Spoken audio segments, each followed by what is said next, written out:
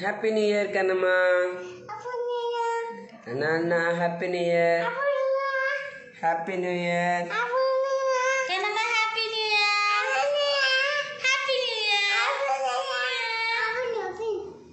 నా వైపు చూడాలి. హ్యాపీ న్యూ ఇయర్ ఫ్రెండ్స్ చెప్పాలి నేను. అది తర్వాత హ్యాపీ న్యూ ఇయర్ అయిపోయాక కేక్.